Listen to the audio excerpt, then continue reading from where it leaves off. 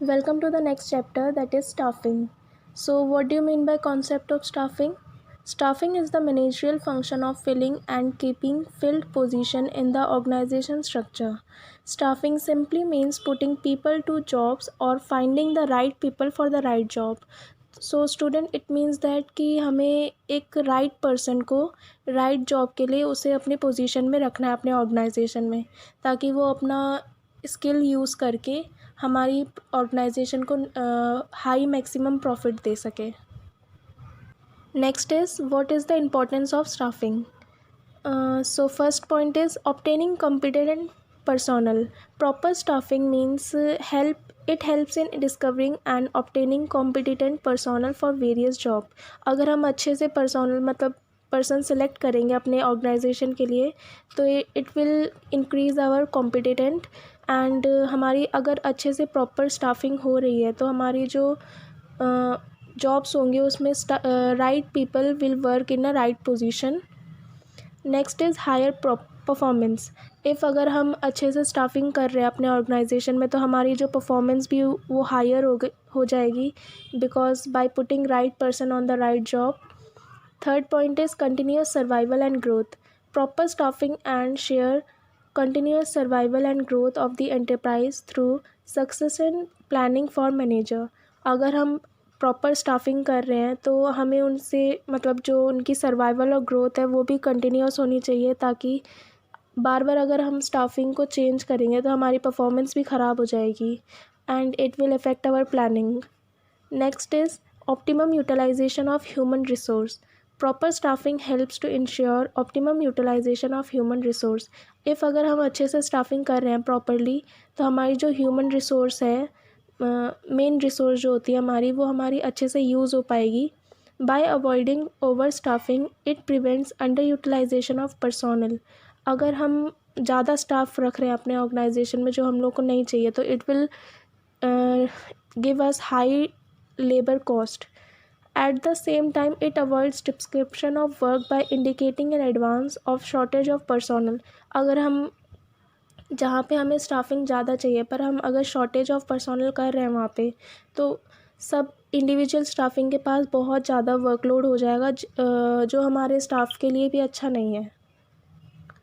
Next is improves job satisfaction and moral of employees. अगर हम staffing कर रहे हैं प्रॉपरली तो उनको जॉब सेटिस्फेक्शन भी हमें देना चाहिए, क्योंकि अगर जॉब सेटिस्फेक्शन नहीं है किसी इंसान के पास तो वो अच्छे से काम भी नहीं कर पाएगा. हमें उनका हमेशा मोरल बूस्ट करना चाहिए हमेशा, ताकि वो जो रिवॉर्ड है वो अच्छे से इंक्रीज़ कर पाए, अपना प्रॉफिट दे पाए और हम उसका यूटिलाइजेशन कर पाए प्रॉपर ह्यूमन रिसोर्स का. Next is staffing as a part of human resource management. जो हमारी स्टाफिंग है वो ऑब्वियसली हमारी जो ह्यूमन रिसोर्स मैनेजमेंट का पार्ट है.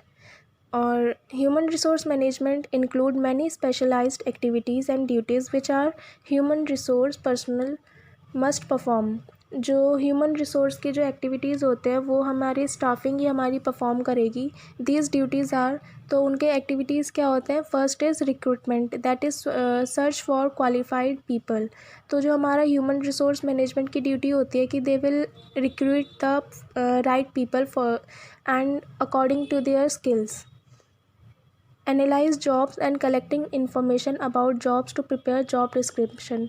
और उन्हें पहले जॉब को एनालाइज करना पड़ेगा कि कैसा जॉब है और उसके बेसिस में हमें कैसे लोग चाहिए, उनके बारे में पूरी इन्फॉर्मेशन जॉब के बारे में निकालनी पड़ेगी. Next is developing compensation and incentive plans.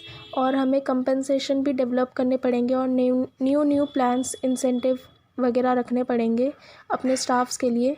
Next is training and development of employees for efficient performance and career growth.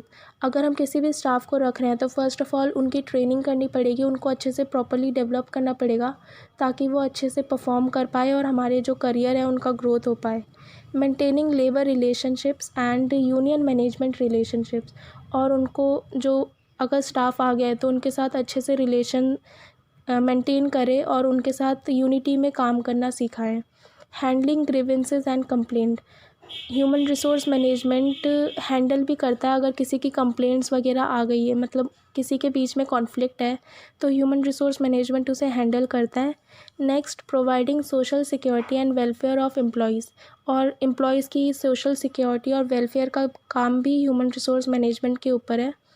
Defending the companies in law suits and avoiding legal complications, और कोई भी अगर company को कोई भी lawful मतलब act में अगर उसमें कॉम्प्लिकेशंस आ रही है तो ह्यूमन रिसोर्स मैनेजमेंट हेल्प करेगा उसकी उसे डिफेंड कर पाए और कंपनी को उस लॉफुल एक्ट में कॉम्प्लिकेशन से मतलब बाहर निकाल सके और उसे सारी लीगल कॉम्प्लिकेशंस को अवॉइड करवा पाए।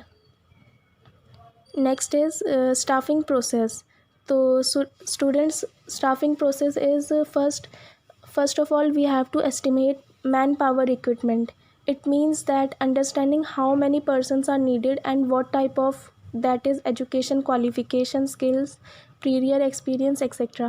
तो सबसे पहले हमें अंडरस्टैंड करना पड़ेगा कि हमें कितने लोग चाहिए और उनकी कैसी टाइप के एजुकेशनल क्वालिफ़िकेशन कैसी होनी चाहिए, स्किल्स कैसे होने चाहिए, उनके एक्सपीरियंस कैसे होने चाहिए, पास्ट एक्सपीरियंस, जो हमारे जो पर्टिकुलर जॉब है तो उसमें वो स्टाफ फिट बैठे एकदम। Understanding the manpower recruitment would necessitate workload analysis and workforce analysis. Workforce analysis means it would enable an assessment of the number and types of human resource necessary of the performance of various jobs, कि particular job में हमें कितने number of people चाहिए and उनके type कैसे होने चाहिए। और वर्कफोर्स एनालिसिस मीन्स कि हमें कैसा स्टाफ चाहिए। Under it would reveal the number and type of human resource available, कि हमारे इसमें कितने ह्यूमन रिसोर्स पहले से हैं। अगर हम फिर से स्टाफ ला रहे हैं तो ये ओवर स्टाफ तो नहीं हो जाएगा, हमें सब कुछ चेक करना पड़ेगा इसमें।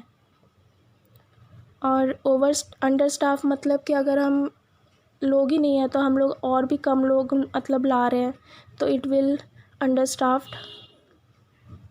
Next is recruitment. Recruitment refers to the process of researching for perspective employees and stimulating them to apply for jobs in the organization. Recruitment निकालना मतलब एक प्रोसेस स्टार्ट करना कि एम्प्लॉयज़ को उस जॉब के लिए अप्लाई करवा पाए। और recruitment seeks to attract suitable application to apply for available jobs. The various activities involved in the process of recruitment, बहुत सारी एक्टिविटीज़ रिक्रूटमेंट प्रोसेस में इन्वॉल्व होती है, like identification of different source of recruitment. Like हम लोग ने पहले देखा है कि स्टाफिंग, अगर किसी को रिक्रूटमेंट चाहिए तो पहले वो एडवर्टाइजमेंट देते हैं कि हमें इस ऑर्गेनाइजेशन में इतने स्टाफ की ज़रूरत है और इसमें इतनी इतनी स्किल्स चाहिए, नीड। और employment exchange, management consultant, internal promotions. और एम्प्लॉयमेंट एक्सचेंज मीन कि एक एम्प्लॉयमेंट की जगह उसकी दूसरी एम्प्लॉयमेंट को रखना, लाइक उनके रिलेशन में कोई हो अगर, या रिलेटिव्स में कोई हो। मैनेजमेंट कंसल्टेंट्स, और मैनेजमेंट से पूछ के अगर कोई उनका जो स्टाफ है उनके अंडर कोई। इंटरनल प्रमोशंस, और अंदर ही अंदर हमारे कोई अगर स्टाफ है तो उनको हायर पोजीशन दे देना, या तो उनकी और भी कोई उनका जॉब इंक्रीज़ कर देना, तो इट विल इंटरनल प्रमोशंस हो जाना। Next is assessments of their validity, और उनकी वैलिडिटी असेस्ट करना। Choosing the most suitable sources, और हम लोग को इनमें से मोस्ट सुटेबल जो सोर्स है उसे चूज़ करना पड़ेगा और एप्लीकेशन इनवाइट करने पड़ेंगे पर्टिकुलर कैंडिडेट्स के लिए, ताकि क्योंकि उसमें बताना पड़ेगा कि इस ऑर्गेनाइजेशन में इतनी वैकेंसीज़ खाली हैं, तभी वो कोई बाहर का इंसान हमारे ऑर्गेनाइजेशन में रिक्रूटमेंट का फॉर्म फिल करेगा। Next is selection, and it is very important point. Selection is the process of identifying and choosing the best person out of a number of prospective candidates for the job. इसमें क्या होता है कि हमें पहले जो जितने भी नंबर ऑफ़ कैंडिडेट्स ने हमारे फॉर्म फिल किए हैं तो उनमें से सबसे बेस्ट पर्सन को चूज़ करना, like on the basis of सबसे पहले प्रिलिमिनरी स्क्रीनिंग करेंगे। कि preliminary screening means it helps the manager to eliminate unqualified और unfit job seeker based on the information supplied in the application form. कि इसमें help करता है मैनेजर को कि जो बेकार मतलब बेकार नहीं, अनक्वालिफाइड जो अनफिट है जॉब्स में, जो जितने भी फॉर्म्स हैं जो जॉब में नेसेसरी स्किल्स नहीं है उसमें, तो उन सबको अलग कर देना, और जो जो जॉब्स के नीडेड है और वही सारे फॉर्म के जो लोग आए हैं तो उन्हें अलग कर देना। और नेक्स्ट है selection test. Selection test means इसमें aptitude, intelligence, personality of candidate सब कुछ टेस्ट होगा जो जो सिलेक्टेड पर्सन आए थे, और उनके इंटेलिजेंस टेस्ट, ये सब टाइप के टेस्ट होते हैं उनके लिए जाते हैं। Aptitude test, personality test, trade test, interest test. Next is employment interview. जब ये सब टेस्ट पास हो जाता है तो एम्प्लॉयमेंट का अब इंटरव्यू होता है। डीप कन्वर्जेशंस होती हैं उनकी टॉप मैनेजमेंट के साथ, ताकि हमें पता चल सके कि वो इंसान कैसा आ रहा है और उनके क्या क्या इंटरेस्ट है और वो जॉब के लिए फ़िट है या नहीं है। Reference and background check. और many employers request name, address, और हम जो भी एम्प्लॉय आ रहा है तो उनका हम नेम, एड्रेस, टेलीफ़ोन नंबर सब कुछ मांगते हैं, ताकि उनका जो बैकग्राउंड है हमें पता चल सके, ताकि मतलब वो किसी इलीगल फैमिली या मतलब इलीगल मैटर से बिलोंग तो नहीं करता। तो सब हमें फ्यूचर और पास्ट सब जानना पड़ता है उस एम्प्लॉय का। Selection decision. The candidate who passed the test, interview and different checks। और सिलेक्शन डिसीजन होता है नेक्स्ट कि जो सब कुछ क्लियर कर लिया टेस्ट, इंटरव्यू, तो उनको सेलेक्ट कर लिया जाता है। फिर नेक्स्ट जॉब ऑफ़र करने से पहले उनका एक मेडिकल एग्ज़ामिनेशन होता है, जिसमें उनका मेडिकल पूरा बॉडी फिटनेस सब कुछ चेक हुआ होता है कि मतलब ये कैंडिडेट अगर कोई सीरियस इलनेस से बिलोंग तो नहीं करता। अगर उसको जॉब दे दी और वो कभी मतलब उसका सीरियस इलनेस है तो ऑर्गेनाइजेशन के ऊपर खर्चा हो जाता है, तो it will not good for organization. Job offer. Next जब सब कुछ क्लियर हो जाता है तो उस पर्सन को हम जॉब ऑफ़र कर देते हैं ना। अब उसके ऊपर होता है कि वो जॉब अपना एक्सेप्ट करता है या नहीं करता, क्योंकि उसे लेटर ऑफ अपॉइंटमेंट दे दिया जाता है। Now the appointee must given reasonable time for reporting.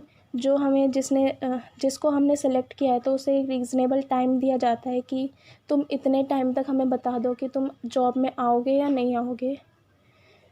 Next is contract of employment. After the job offer has been made, candidate accept the offer. इसके बाद कॉन्ट्रैक्ट बन जाता है जब कैंडिडेट ऑफ़र एक्सेप्ट कर लेता है। Certain document needed to be executed by the employer and candidate. और बहुत सारे डॉक्यूमेंट्स उनको फिल करवाए जाते हैं, both candidate and the employer. One such document is the attestation form. The form contain certain vital details about the candidate. एक form में उनका डिटेल्स, कैंडिडेट के हर टाइप के डिटेल्स फिल किए जाते हैं। Attestation form will be valid record for the future reference. अगर आगे जाके कोई भी कुछ बात होती है तो उस फॉर्म्स के बेसिस में उसको टेस्ट किया जाता है, मतलब एक रिकॉर्ड बन जाता है कि ये जो एम्प्लॉय था ये यहाँ पे रहता है और यहाँ पे काम करता है। और उसमें सारे उसके मतलब जॉब टाइटल, ड्यूटी, रिस्पॉन्सिबिलिटी, पे, अलाउंस सब कुछ गिवन होता है कि ये कितना काम करेगा, इसके रूल्स क्या हैं, इसकी सैलरी कितनी होगी, इनके वर्किंग आवर्स कितने होंगे। जब ये सिलेक्शन प्रोसेस पूरा कंप्लीट हो जाता है, next is placement and orientation. Placement refer to the employee occupying the position or post for which he or she has been selected. Placement हो जानी मीन्स कि उस कैंडिडेट को एक पोजीशन मिल जाना, जॉब मिल जाना। और ओरिएंटेशन रेफर्स टू कि उसे अब जॉब तो मिल गई है, उसे बाकी एम्प्लॉयज़ के साथ इंट्रोड्यूस करवाना, फैमिलियराइजिंग करवाना और रूल्स एंड पॉलिसीज़ बताना ऑर्गेनाइजेशन के। Next training and development. अब वो कैंडिडेट को सेलेक्ट तो कर लिया, अब उसका ट्रेनिंग भी होगा ताकि उसके एप्टीट्यूड और स्किल्स और एबिलिटीज़ जॉब के बेसिस में पूरे इंक्रीज़ हो जाएं। और it is a process of learning new skills and application of knowledge. Development refers to the learning opportunities design to help employees grow. और उसको डेवलप करना अच्छे से ताकि और वो एम्प्लॉय और भी ज़्यादा ग्रो हो सके, अपनी परफॉर्मेंस इंक्रीज़ कर सके। Performance appraisal. और जब भी वो परफॉर्म कर रहा है तो एम्प्लॉयर का एक काम होता है कि उसको हमेशा अप्रेस कर सके और उसे उसके परफॉर्मेंस के बेसिस में उसे मतलब एवेल्यूट कर सके, मतलब उसका रिज़ल्ट के बेसिस में उसे अच्छे से अप्रेस करे, ताकि वो आगे और जाके काम अच्छा परफॉर्म कर सके। Next is promotion and career planning, और उसका प्रमोट करना कि अगर वो अच्छे से परफॉर्मेंस कर रहा है तो उसको हम प्रमोशन देंगे ताकि वो और जाके काम करे। और manager must encourage employees to grow and realize their full potential, और मैनेजर को इनक्रेज करना एम्प्लॉयज़ को कि वो आगे और ज़्यादा काम करे और फुल्ली पोटेंशियली काम करे। Promotion are an integral part of the people career. Promotion is involve shifting an employee to a higher position. उनको और हायर पोजीशन देने से उनकी आगे हायर रिस्पॉन्सिबिलिटी हो जाती है, और फैसिलिटी और स्टेटस पे मतलब बढ़ाना, तो ताकि उनका और भी ऑर्गेनाइजेशन एंड उनका जो फैमिली लाइफ है और उनकी पर्सनल लाइफ है तो उनका इस सब में अच्छे से ग्रोथ हो सके। Next is compensation. Compensation refers to all form of pay or reward given to the employees. It includes direct financial payments and indirect financial payments. Direct financial payments are the wages, salary, commission, incentive, bonus. ताकि हम उन्हें compensate भी करेंगे, ताकि मतलब direct financial payments means जो हम लोग basically देते हैं सैलरी वगैरह। डायरेक्ट फाइनेंशियल पेमेंट्स होती हैं दो टाइप की, time based plan and performance based plan. Time based plan means कि जो मंथली और डेली वेजेस मिलते हैं और मंथली सैलरी मिलती है या वीकली मंथली सैलरी मिलती है। परफॉर्मेंस बेस्ड प्लान कि अगर वो अच्छे से काम कर रहे हैं तो उनके परफॉर्मेंस के बेसिस में उनको सैलरी या वेजेस देना, एक्स्ट्रा पेमेंट्स वगैरह। और इनडायरेक्ट पेमेंट्स मीन कि उन्हें vacations, employee contribution to the security scheme, PF fund, LIC, ये सब के लिए और भी ज़्यादा इंसेंटिव्स प्रोवाइड करना। Thus, as a process, staffing includes acquisition, retention, development, performance appraisal, promotion and compensation of the most important source of organization, that is its human capital. अगर हम अच्छे से ये सब कर रहे हैं तो हमारी जो ह्यूमन कैपिटल और ह्यूमन रिसोर्स है वो बहुत फुल्ली डेवलप हो जाएगी, और जिसके वजह से हमें प्रोडक्टिविटी और प्रॉफिट बहुत ज़्यादा इंक्रीज़ हो जाएगा हमारा ऑर्गेनाइजेशन का।